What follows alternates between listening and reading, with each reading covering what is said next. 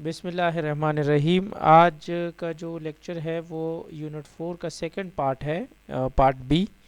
और इसमें हम जो क्वांटिटेटिव रिसर्च डिज़ाइंस हैं वो अब बाकायदे से स्टार्ट करते हैं कि जो हमने कुछ डिज़ाइंस के बारे में कहा था कि डिस्क्रिप्टिव है, कोरिलेशनल है, एक्सपेरिमेंटल वगैरह, तो इनको वन बाय वन इस चैप्टर में हम कवर करेंगे। जैसे इस स्लाइड में आपको नज़र आ रहा है कि कोरिलेशनल रिसर्च जो है ये एक सिस्टमेटिक इन्वेस्टिगेशन या सिस्टमेटिक इंक्वायरी है किसी भी दो या दो से ज़्यादा वेरिएबल के दरमियान कोई एसोसिएशन या रिलेशनशिप मालूम करने के लिए।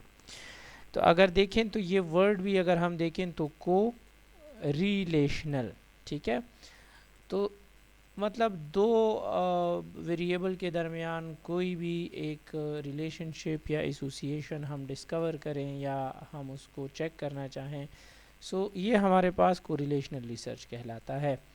और इसमें मेन चीज़ ये है कि इसमें कोई इंटरवेंशन वगैरह नहीं है, ये जस्ट ऑब्जर्वेशन रिसर्च है। इसमें हम सिर्फ ऑब्जर्वेशन करते हैं और जो फिनोमिना या जो भी वेरिएबल के दरमियान एसोसिएशन या रिलेशनशिप है वो नेचुरली जिस इन्वायरमेंट में अकर कर रहा हो, मतलब जो एग्जिस्ट कर रहा हो, तो वो सिर्फ हम उसी को देखते हैं, इसमें कोई अपनी इंटरवेंशन नहीं करते। इसीलिए इसमें ये लिखा है कि जो रिसर्चर है वो इंडिपेंडेंट वेरिएबल को कंट्रोल नहीं करता।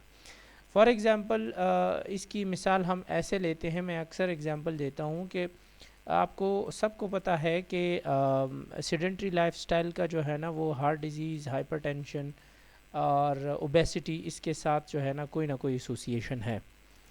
फिर हम देखते हैं कि ये एसोसिएशन किस तरीके के है। अगर तो सेडेंट्री लाइफस्टाइल कोई गुजारता है तो क्या वो वाकई ओबेसिटी की तरफ जाता है या उनको हार्ट डिजीज़ होते हैं, या अगर कोई ऐसा है जो ओबीस है और उसकी लाइफस्टाइल सेडेंट्री है और वो उसको ख़त्म करके एक्सरसाइज शुरू कर देता है या डाइट कंट्रोल शुरू कर देता है, तो क्या वाकई उनकी ओबेसिटी ख़त्म हो जाती है। इस चीज़ को हम जस्ट ऑब्ज़र्व करते हैं लोगों में कि जिनमें ओबेसिटी थी और उन्होंने अपनी लाइफस्टाइल को एक्टिव करके एक्सरसाइज वगैरह शुरू कर दी, और फिर हमने देखा कि चूंकि नेचुरल एनवायरनमेंट में हम सिर्फ वो देख रहे थे कि एक्सरसाइज करते हैं, रेगुलर करते हैं, अभी जो है ना वो हमने उनका वेट किया और फिर 3 महीने बाद उनका वेट देखते हैं और ये देखते हैं कि कितना इनका वेट लॉस हुआ है।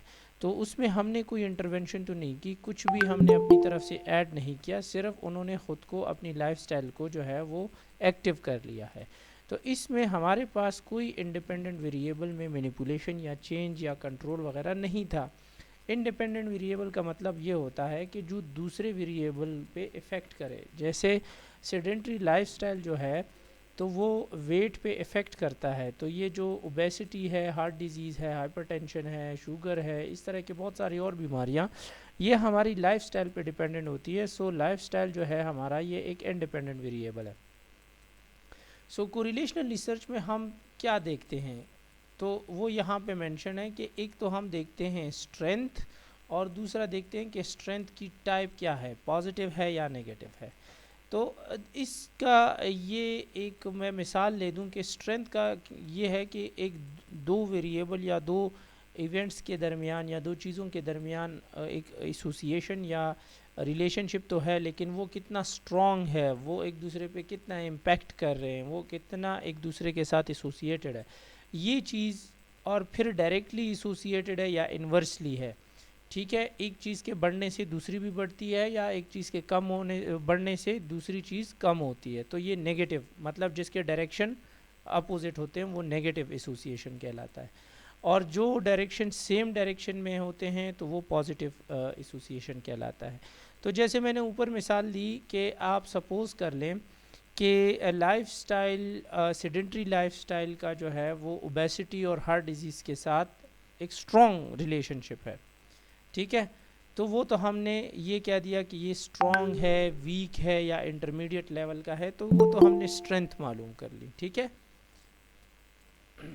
तो ये तो स्ट्रेंथ की बात हो गई। जो मैं कह रहा था कि हमारे पास जो ओबेसिटी है वो स्ट्रांगली एसोसिएटेड है विद लाइफस्टाइल, ठीक है। या शुगर, जैसे हम कहते हैं कि स्ट्रोक है, ठीक है, या तो स्ट्रोक के इंसिडेंस भी जो है वो लाइफस्टाइल और इन चीज़ों के साथ बहुत एसोसिएट करता है। सो ये तो स्ट्रेंथ हो गया कि कितना स्ट्रॉन्ग एक चीज़ दूसरी चीज़ के साथ अटैच्ड है, एसोसिएटेड है, या उनके दरमियान रिलेशनशिप है। अब पॉजिटिव नेगेटिव का मैं बताता हूँ कि फॉर एग्जांपल हमारे पास किसी की सेडेंट्री लाइफस्टाइल का मैकेनिज़्म बढ़ता है, मतलब सेडेंट्री लाइफस्टाइल वो उनका ये है कि लेज़ीनेस बढ़ती जाती है और वो उस पर काम नहीं करते, उसको रिजॉल्व नहीं करते, एक्टिव नहीं रहते, तो उनका ओबेसिटी का लेवल भी बढ़ेगा, सेम ही डायरेक्शन में जाएंगे, या हार्ट डिजीज़ का रिस्क या हाइपरटेंशन का। तो ये हो गया पॉजिटिव रिलेशनशिप, ठीक है, जो कि एक ही डायरेक्शन में मूव कर रहा है। लेकिन अगर हम एक्टिव लाइफस्टाइल को सपोज कर लें कि ये जो है ये एक्टिव लाइफस्टाइल है, और ये एक्टिव लाइफस्टाइल अगर हमारा बढ़ता है, उसकी फ्रीक्वेंसी बढ़ती है, हम अपनी लाइफ में एक्टिव होते हैं, तो जो हमारे पास हार्ट डिजीज़ का रिस्क होगा या ओबेसिटी का रिस्क होगा वो कम होता जाएगा, ठीक है। तो ये नेगेटिव रिलेशनशिप है, एक चीज़ के बढ़ने से दूसरी जो है वो कम होती जाती है। तो ये तो हो गया स्ट्रेंथ और हमारे पास टाइप की बात। सो यहाँ से साबित होता है कि कोरिलेशन का मतलब हरगिज़ किसी चीज़ का कॉज होना नहीं होता, मतलब वो किसी एक इवेंट के या इसी एक काम के होने से दूसरा नहीं होता, बल्कि उनके दरमियान जो है वो कोई एसोसिएशन या रिलेशनशिप का होना होता है, ठीक है। सो इसमें एक वेरिएबल का इफ़ेक्ट दूसरे पे नहीं देखा जाता। हमारा मकसद ये नहीं होता कि एक वेरिएबल का इफ़ेक्ट दूसरे पे देखें, हमारा मकसद होता है कि एक वेरिएबल दूसरे के साथ किस तरीके से जुड़ा है, चाहे वो इफ़ेक्ट की वजह से है या नहीं है, मुझे इससे कोई गरज नहीं है, और वो पॉजिटिव है या नेगेटिव है। अभी जो है जो हमने जैसे बात की, इसमें ये भी है कि it tells us the association if present and whether it is positive और नेगेटिव इन नेचर। बस एसोसिएशन प्रेजेंट है या नहीं है और पॉजिटिव है या नेगेटिव है, that's it. So correlation research में जब हम स्ट्रेंथ की बात करते हैं तो स्ट्रेंथ हमारे पास जो है वो परफेक्टली नेगेटिव या -1 से लेकर परफेक्टली पॉजिटिव या +1 तक का होता है। मतलब इसकी एक रेंज है, अगर रेंज में यहाँ से यहाँ तक लूँ और तो मैं कहूँगा कि ये दरमियान में एक पॉइंट है, ये वाला पॉइंट, ठीक है। सो ये पॉइंट 0 पॉइंट है। सो यहाँ से लेके ये 0 से लेकर अगर लेफ़्ट साइड पे जा रहा है तो ये -1 होगा, और अगर राइट साइड पे जा रहा है तो ये +1 होगा, ठीक है। परफेक्टली पॉजिटिव में हमारे पास +1 आता है, परफेक्टली नेगेटिव में -1 आ सकता है। इससे ज़्यादा स्ट्रेंथ की कोई वैल्यू नहीं आ सकती। कुछ ऐसे भी होता है कि 0.7 कोरिलेशन कोफिशिएंट आ जाता है, कहीं पे हमारे पास -0.3 भी आ जाता है, तो वो वीक एसोसिएशन होता है। अगर तो देखें 0 की तरफ जो है वो वीक है, 0 की तरफ कोई नंबर है 0.2, 0.3, 0.4, 0.5 यहाँ तक, और चाहे वो पॉजिटिव हो या नेगेटिव हो, लेकिन 0.5 से जितना ऊपर जाएगा टूवर्ड 1, मतलब 0.6, 0.7, 0.8, 0.9 या 1, चाहे पॉजिटिव हो या नेगेटिव हो, तो वो एसोसिएशन या रिलेशनशिप उसकी स्ट्रेंथ हमारे पास स्ट्रॉन्ग से स्ट्रॉन्ग होती जाती है। सो जो प्राइमरी मकसद है इसका, वो हमने पहले भी बता दिया कि कॉज एंड इफेक्ट तो बिल्कुल भी नहीं है, जस्ट रिलेशनशिप है। ये हमारे पास ज़्यादातर correlational cross sectional study design जो है वो कोरिलेशनल रिसर्च की टाइप्स होती हैं, और ये एपिडेमियोलॉजिकल डिज़ाइन जो हम इस्तेमाल करते हैं उसको हम क्रॉस सेक्शनल कहते हैं। इसमें दो तरह के हैं कि या तो प्रोस्पेक्टिव भी हो सकता है और रेट्रोस्पेक्टिव भी हो सकता है, ठीक है। अब प्रोस्पेक्टिव का मतलब ये है कि डेटा कलेक्शन जो है, डेटा कलेक्शन जो है वो मैं आज से स्टार्ट कर लूँ, अभी से स्टार्ट कर लूँ और फ्यूचर को देखूँ, कल भी कलेक्ट करूँ, परसों भी, तरसों भी, इस तरह दिन ब दिन गुजरते जाते हैं जो हमारे, और वो डेटा मैं कलेक्ट करता हूँ, तो इसको कहते हैं प्रोस्पेक्टिव, मतलब फॉरवर्ड डेटा कलेक्शन। रेट्रोस्पेक्टिव का मतलब है कि हम माजी की तरफ जाके कोई डेटा कलेक्ट करें। मैंने आज का डेटा लिया और मैंने कहा कि इसी इवेंट के बारे में कल क्या हुआ था, फिर परसों क्या हुआ था, फिर तरसों क्या हुआ था, और एक साल पहले क्या हुआ था। तो इस तरह जो माजी की तरफ जाते हैं, पास्ट की तरफ जाके, या जो बैकवर्ड डेटा कलेक्शन भी हम इसको कहते हैं, तो इसको हम रेट्रोस्पेक्टिव डेटा कलेक्शन कहते हैं। ये दोनों कर सकते हैं हम। और इसमें हमारे पास ज़्यादातर जो बिहेवियरल रिसर्च है या जो फील्ड रिसर्च होती है वो होती है। इसमें लेबॉर्ट्री स्टडीज़ जो है वो नहीं होती, ये लेबॉर्ट्री स्टडीज़ का काम नहीं है। इसमें अगर आप देखें, एक एग्जांपल है आपके पास कि जिसमें बताया गया है कि higher proportion of deliveries attended by skilled attendant in a country, the lower the country mortality ratio. जितना जो है वो ट्रेंड नर्सिस, मिडवाइफ्स जो है या लेडी हेल्थ विजिटर्स जो है वो डिलीवरी के टाइम वहाँ मौजूद रहेंगी और उनके हाथ जो है वो डिलीवरी होगी, तो मदर और चाइल्ड दोनों जो है वो सेफ़ रहेंगे और उनकी मैटरनल मोर्टेलिटी रेशो वो कम होती जाएगी। ठीक है, ये चार्ट आप देख रहे हैं कि ये यहाँ पे देखें तो ये जो स्लाइड आपको इस साइड पे दिखा रहा है एक्स एक्सिस, तो ये आपको मैटरनल डेथ्स पर मिलियन लाइव बर्थ के 1 लाख जो ऐसी फीमेल्स जिन्होंने 10 लाख ऐसी फीमेल जिन्होंने बच्चों को जन्म दिया जिंदा। और ये जो एक्स एक्सिस है वो है परसेंटेज जो उन फीमेल्स की और या उन डिलीवरीज़ की जहाँ पे स्किल्ड बर्थ अटेंडेंट यानी नर्सिस और मिडवाइफ्स ने वो डिलीवरीज अटेंड करके जो है वो सक्सेसफुल डिलीवरीज करवाई हैं लाइव बर्थ्स की।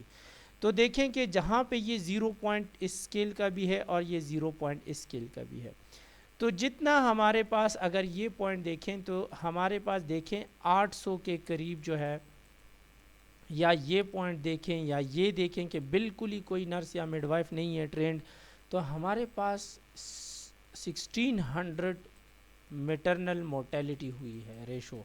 मतलब 10 लाख में से 1600 माएँ जो है वो ड्यूरिंग द डिलीवरी इंतकाल कर गई।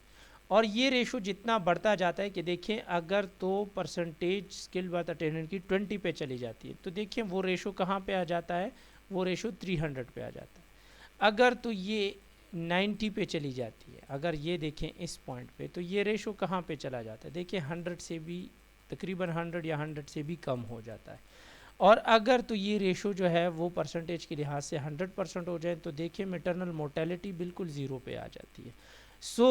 ये एसोसिएशन बता रहा है हमें कि अगर तो डिलीवरी के टाइम पे ट्रेंड बर्थ अटेंडेंट हो, मतलब नर्स हो, मिडवाइफ हो या डॉक्टर के हाथ किसी की डिलीवरी हो, तो वहाँ पे माँ की मौत का ख़तरा जो है वो ज़चगी के दौरान कम रहता है।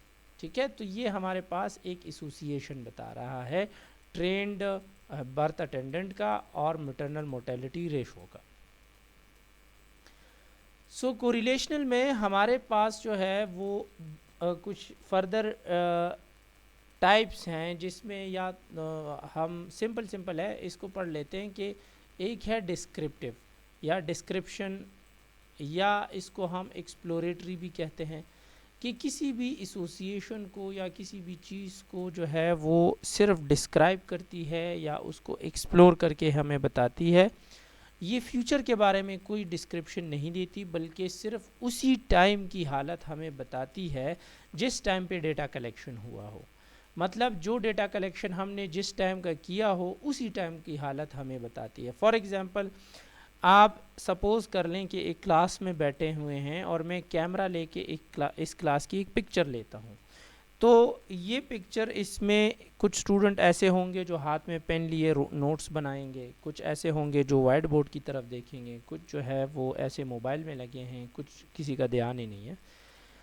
ये पिक्चर अगर मैं 10 साल बाद भी देखूं तो उसमें वही वाली हालत कैप्चर हुई होगी कि वही पेन भी किसी के हाथ में होंगे, कोई नोट्स लिख रहा होगा, कोई मोबाइल में लगा रहा होगा, कोई वाइट बोर्ड की तरफ देख रहा होगा।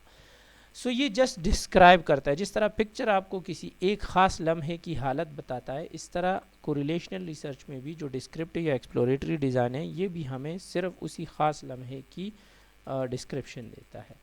तो इसकी मिसाल हमारे पास ये है कि association between mothers depression and juvenile crime. Juvenile crime का मतलब ये होता है कि जो माएँ अपने छोटे बच्चों को मारती है, पीटती है, उनको सज़ाएं देती हैं छोटी छोटी बात पे। घरों में अक्सर जो है कुछ माएँ अगर डिप्रेस हों, घर में नाचाकी हो हस्बैंड के साथ या घर वालों के साथ, सास ससुर के साथ, तो वो फिर वो फीमेल्स जो है या तो जॉब वाली फीमेल्स हों जो कि घर आके थकी हुई होती हैं और उनको फिर वो आराम का टाइम नहीं मिलता, तो फिर वो गुस्से में डिप्रेशन में अपने बच्चों को मारती हैं, पीटती हैं या कुछ बुरा भला कह देती है। तो इन चीज़ों को जुवेनाइल क्राइम कहते हैं, जो बच्चों के ख़िलाफ़ जो जुर्म होते हैं उसको।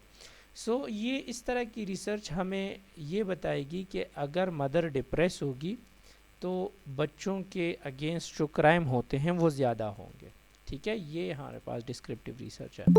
दूसरा, association of exercise and diabetic control, के अगर एक्सरसाइज की जाए तो डायबिटीज़ या ग्लाइसेमिक कंट्रोल रहता है या नहीं रहता, और अगर ना की जाए तो क्या हालत होती है। ये भी जस्ट हमें डिस्क्राइब करके बताता है ये एसोसिएशन या रिलेशनशिप को।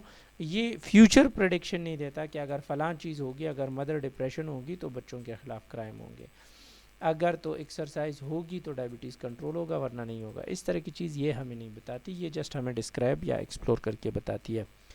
जो दूसरी टाइप है उसको हम प्रेडिक्शन कहते हैं, और इसमें हमारे पास जो है ये बुनियादी तौर पे फ्यूचर के बारे में प्रेडिक्शन या अंदाज़े या पेशनगोई जिसको हम उर्दू में कहते हैं, तो वो प्रोवाइड करती हैं।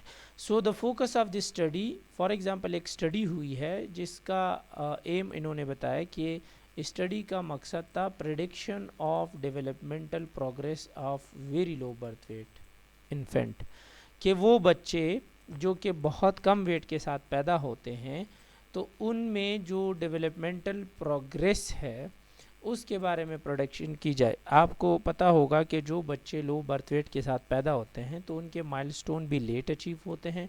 सिमिलरली वो बच्चे आईक्यू के लिहाज से भी कमज़ोर होते हैं। कुछ बच्चे ऐसे होते हैं जो कि बहुत लीन होते हैं, मतलब वो वेट वैसा गेन नहीं करते, या उनके जो चलने फिरने का यूजुअली बच्चा जो है वो कितने महीने में क्रॉल करता है तो वो 2-3 महीने उससे लेट क्रॉलिंग करता है। या अगर ख़ुद मतलब कोई जो नेक होल्डिंग कैपेबिलिटी है बच्चों की एक माइलस्टोन है, तो फिर ऐसे बच्चे जो कि लो बर्थ वेट के साथ पैदा होते हैं तो वो नेक बहुत लेट होल्ड करते हैं।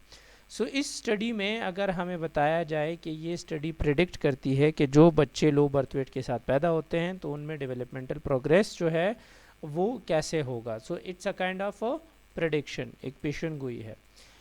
दूसरी study to understand the diabetes control in patient who regularly exercise, के वो बच्चे नहीं वो सॉरी वो पेशेंट जो रेगुलरली एक्सरसाइज करते हैं उनमें डायबिटीज़ कंट्रोल को समझना है हमें।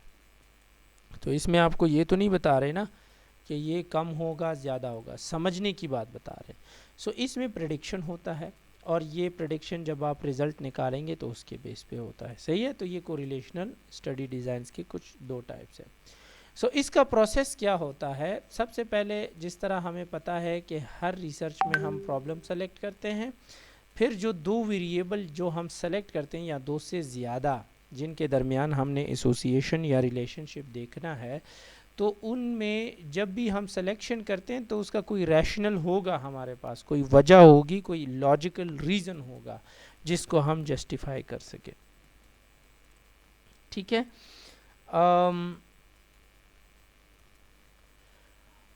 यहाँ पे हमने तो एक बात की कि जो भी वेरिएबल हम सेलेक्ट करते हैं उनके सिलेक्शन का कोई ना कोई जस्टिफाइड रीज़न हमारे पास होगा।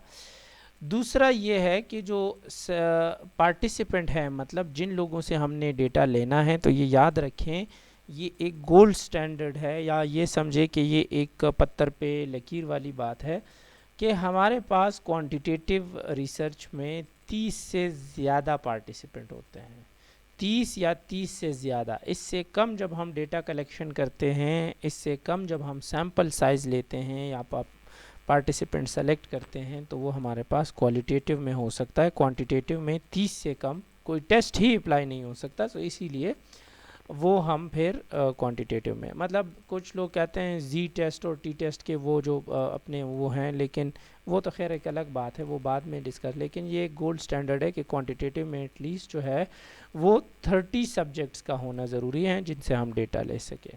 ठीक है। और जिस इंस्ट्रूमेंट या क्वेश्चनर के बेस पे हम डेटा लेते हैं वो वैलिड और रिलायबल हो।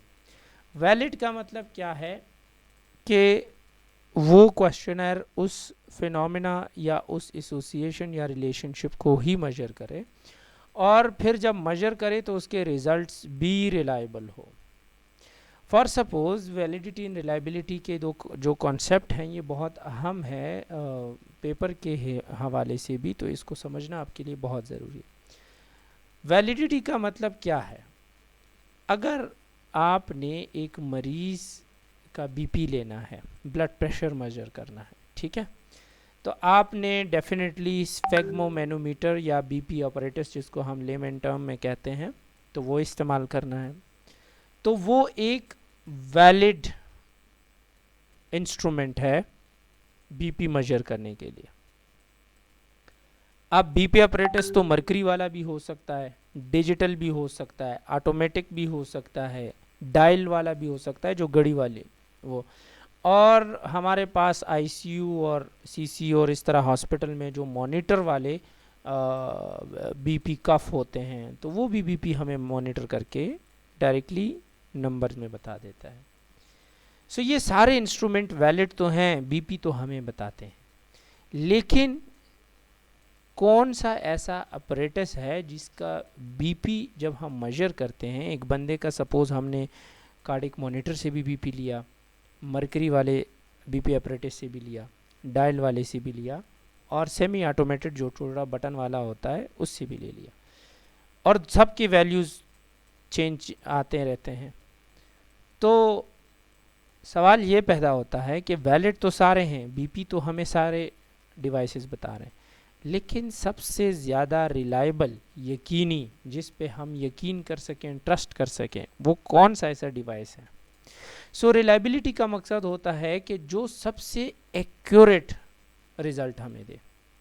वैलिड तो सारे ही हैं कि मतलब रिज़ल्ट तो हमें सारे ही देते हैं, लेकिन फिर सबसे एक्यूरेट रिज़ल्ट जो देगा वो ज़्यादा रिलायबल होगा। ठीक है, ये इंस्ट्रूमेंट या क्वेश्चनर की वैलिडिटी एंड रिलायबिलिटी का कॉन्सेप्ट है।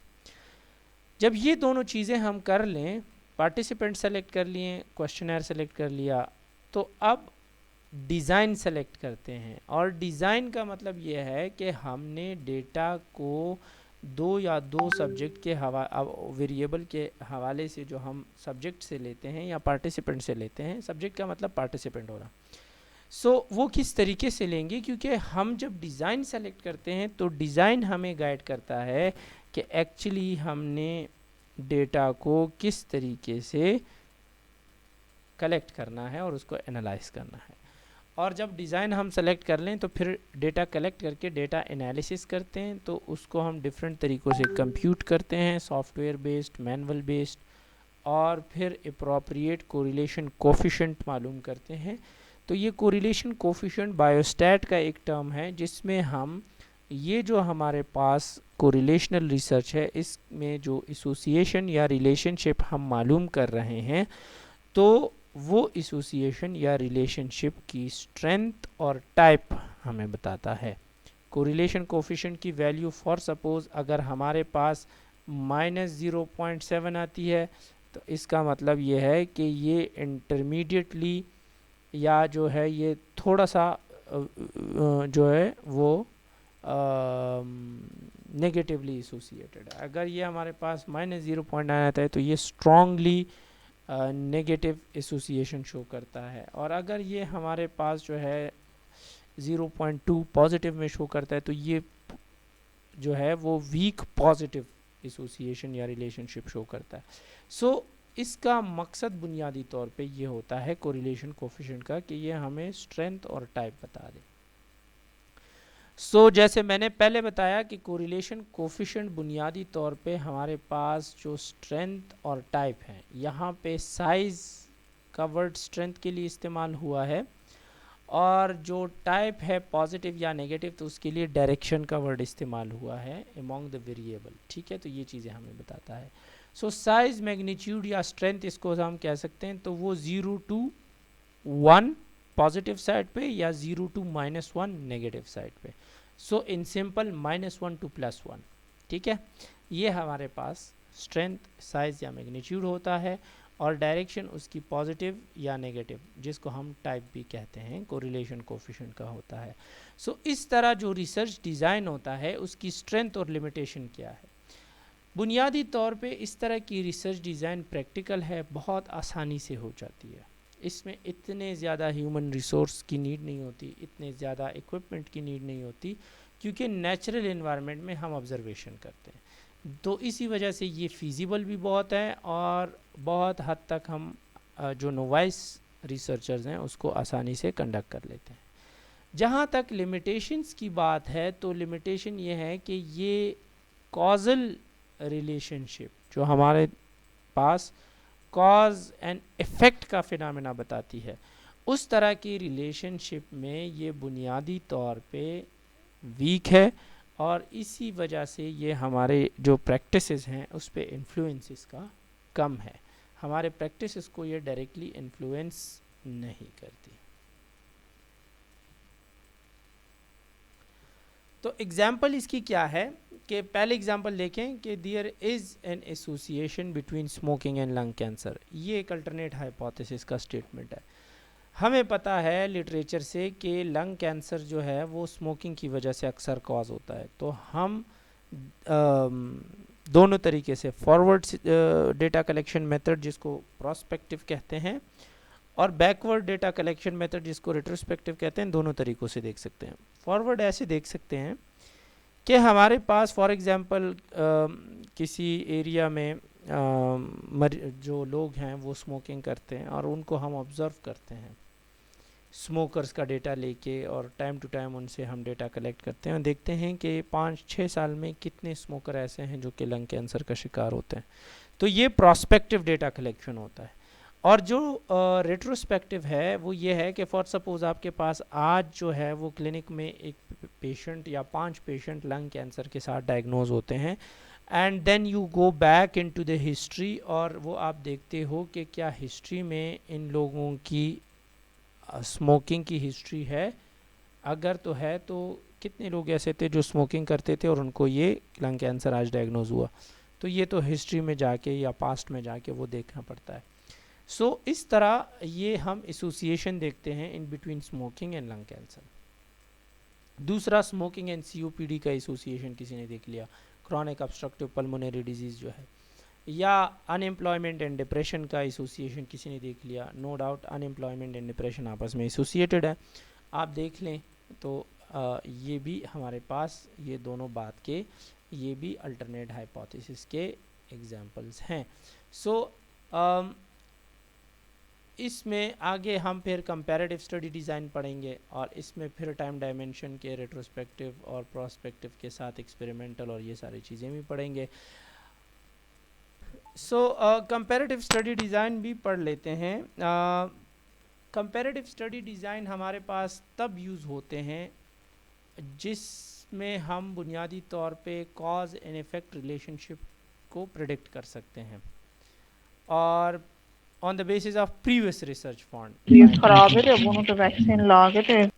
So comparative study design में हम बुनियादी तौर पे cause and effect relationship को predict करते हैं different variables के दरमियान, लेकिन इसमें हम previous research findings का सहारा लेते हैं और इसमें हम cause and effect को टेस्ट करते हैं without manipulation of independent variable। मतलब इसमें इंटरवेंशन तो नहीं करते लेकिन हम जस्ट चेक करते हैं कि कॉज एंड इफेक्ट इसमें क्या है, ठीक है।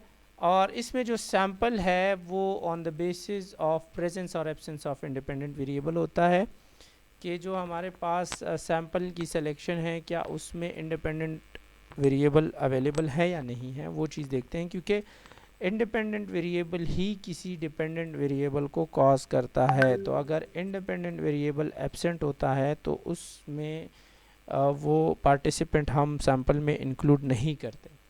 फॉर एग्ज़ाम्पल मैं देखता हूँ कि स्मोकिंग से लंग कैंसर कॉज होती है या सीओपीडी कॉज होता है, तो अगर तो कोई स्मोकिंग करता ही नहीं है तो वो तो कॉजेटिव जो फैक्टर है वो ही अवेलेबल नहीं है, इंडिपेंडेंट वेरिएबल ही नहीं है। सो उनको मैं फिर अपने सैम्पल में नहीं लूँगा, ठीक है। तो इसकी सिलेक्शन सैम्पल की इस तरीके से होती है। इसकी एग्जांपल क्या है कि researcher want to study the effect of smoking on irritable bowel syndrome. ये रिसर्चर देखना चाहता है कि स्मोकिंग का आईबीएस पे कोई इफ़ेक्ट है या नहीं है। तो प्रीवियस रिसर्चेज हमें बताती है कि जो लोग स्मोकिंग करते हैं और जिनको आईबीएस हो, इरिटेबल बाउल सिंड्रोम हो, तो स्मोकिंग से उसकी इंटेंसिटी बढ़ती है। ठीक है। सो प्रोस्पेक्टिव तरीका या रेट्रोस्पेक्टिव तरीके से जब इसमें हम सैंपल कलेक्ट करते हैं तो हम क्या चीज़ें देखते हैं। देखें, एक तो हमारे वेरिएबल है स्मोकिंग का। सो हमने स्मोकर्स लेने हैं और इसके साथ साथ हम नॉन स्मोकर भी ले लेते हैं। और क्योंकि दूसरा वेरिएबल हमारे पास वो पेशेंट का है जो इरिटेबल बाउल सिंड्रोम का शिकार है। तो चूंकि हमारे पास इरिटेबल बाउल सिंड्रोम एक दूसरा वेरिएबल है, तो हम देखते हैं एक पॉपुलेशन उठाया, उसमें से हमने दो ग्रुप्स उठाए कि वो लोग जिनको आईबीएस है और जिनको आईबीएस नहीं है। ये दो ग्रुप उठा लिए। आईबीडी या आईबीएस एक ही चीज़ है। एस मीन सिंड्रोम और डी मीन डिजीज़। और दूसरा जो हमने फैक्टर उसके हिसाब से ग्रुप्स बनाए, तो स्मोकर एंड नॉन स्मोकर। फिर हम देखते हैं कि वो लोग जो स्मोकिंग करते थे उनको इरिटेबल बाउल सिंड्रोम भी था, तो क्या इनकी इंटेंसिटी और बीमारी का जो अंदाज़ा है वो बढ़ गया या नहीं। और वो लोग जो कि नॉन स्मोकर है और उनको आईबीडी है या नहीं है।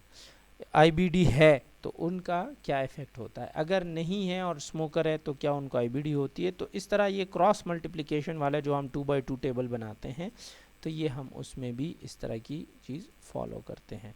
तो स्मोकर और नॉन स्मोकर में आईबीडी की इंटेंसिटी को देखते हैं। ठीक है।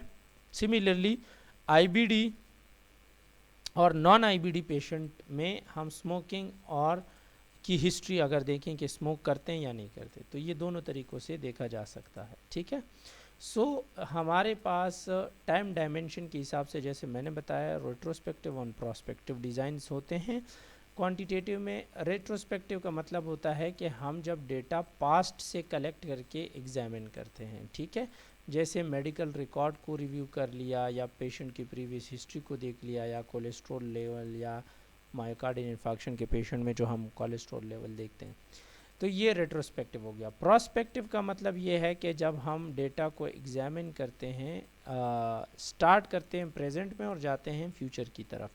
जैसे हमारे पास सोशल सपोर्ट को हम देखते हैं और कोपिंग मैकेनिज़्म को देखते हैं in those women with ovarian cancer, ovarian CA.